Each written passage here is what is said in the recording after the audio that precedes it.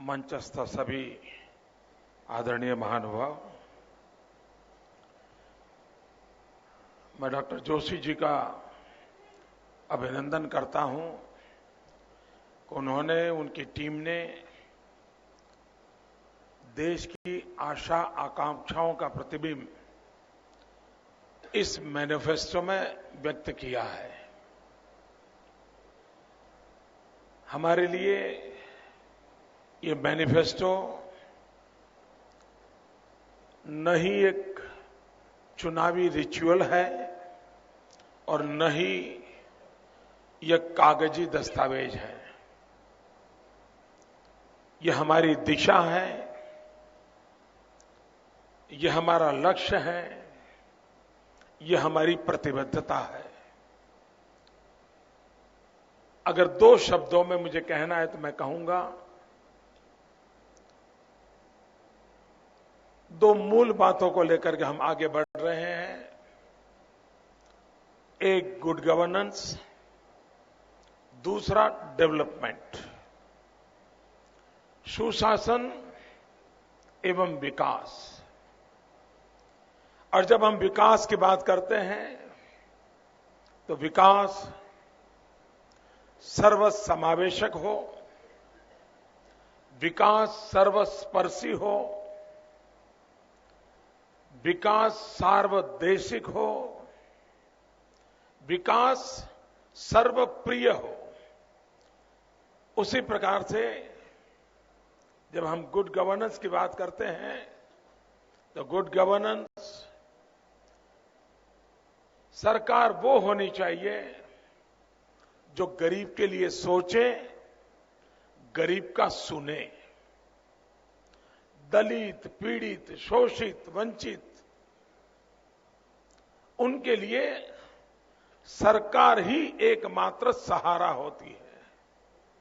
अगर वो उसको बच्चों को पढ़ाना चाहता है, ये सरकार का दायित्व बनता है कि उसके बच्चों को अच्छी शिक्षा दे। गरीब से गरीब व्यक्ति के लिए मां बाप अगर बीमार हैं तो सरकार का दायित्व है कि उन बूढ़े मां बाप को अच्छे से अच्छी स्वास्थ्य सुविधाएं उपलब्ध हो।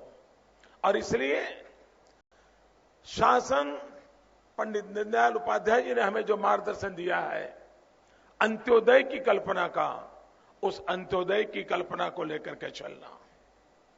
देश के लिए चाहे आंतरिक सुरक्षा का मामला हो, चाहे बाहरी खतरों का मामला हो, भारत सक्षम हो, सामर्थ्यवान हो, इस पर हम प्रतिबद्ध हैं। जीरो टॉलरेंस के साथ इस विषय में देश को आगे बढ़ना होगा। दिल्ली में मजबूत सरकार हो ताकि दुनिया हमें आंख दिखाए नहीं, लेकिन हमसे आंख मिलाने का उसको मन कर जाए। और हम भी दुनिया को आंख दिखाए नहीं, हम भी सर ऊंचा करके, सीना तान करके, गौरव के साथ दुनिया के साथ आंख मिला सके। ऐसी समर्थ व्यवस्था, ऐसी समर्थ सरकार ये देश की आवश्यकता है। इस मैनिफेस्टो के हर पहलू को अगर एक क्यूमुलेटिव इफेक्ट के रूप में देखें तो मुझे विश्वास है कि आज देश जो गड्ढे में गिरा है उसको बाहर लाने की उसमें ताकत है। देश रुका पड़ा है, उसको गति देने की ताकत है। देश निराशा में डूबा हुआ है, उसमें आशा का संचार करने का सामर्थ्य है। देश के हर 125 करोड़ देशवासी, उनके सपनों को सुनिश्चित करने का प्रयास इस मैनिफेस्टो में देखा जा सकता है। देश के 125 करोड़ नागरिक इस मैनिफेस्टो के गुलदस्ते में अपनी आवश्यकताओं की महक अनुभव कर सकते हैं। और आने वाले 60 महीने में जब देश की जनता भारतीय जनता पार्टी को सेवा करने का अवसर देगी, मुझे विश्वास है कि इस मैनिफेस्टो के भरोसे, उस मार्गदर्शक सिद्धांतों के भरोसे देश की आशा आकांक्षाओं को पूर्ण करने में हम कोई पीछे नहीं रहेंगे, हम परिपूर्ण कर रहेंगे। और हमारा विश्वास है कि इसी मार्ग से, इसी सपने से, इसी कार्य संस्कृति से, इसी वर्क कल्चर से हम इसे प्राप्त करके रहेंगे। हमारा लक्ष्य है एक भारत श्रेष्ठ भारत। हमारा रास्ता है सबका साथ, सबका विकास। इस कार्य संस्कृति को लेकर के हम आगे बढ़ रहे हैं। व्यक्तिगत रूप से मेरी पार्टी ने मुझे जिम्मेवारी दी है, तो आज मैं इस बात को भी देश की जनता के सामने कहना चाहता हूं।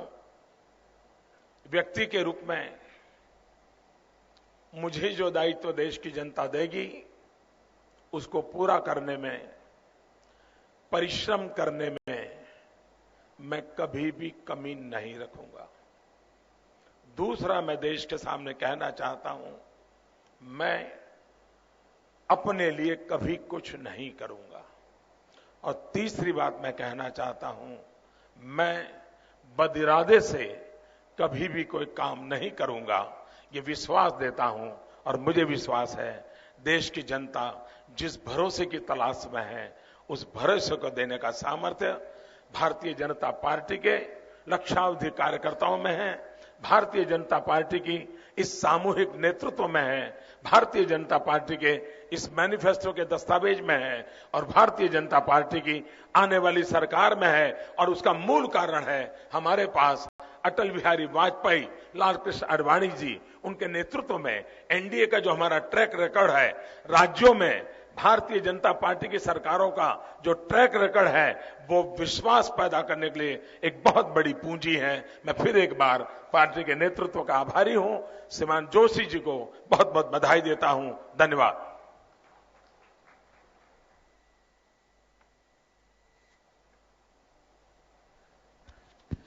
मैं अपने वरिष्ठ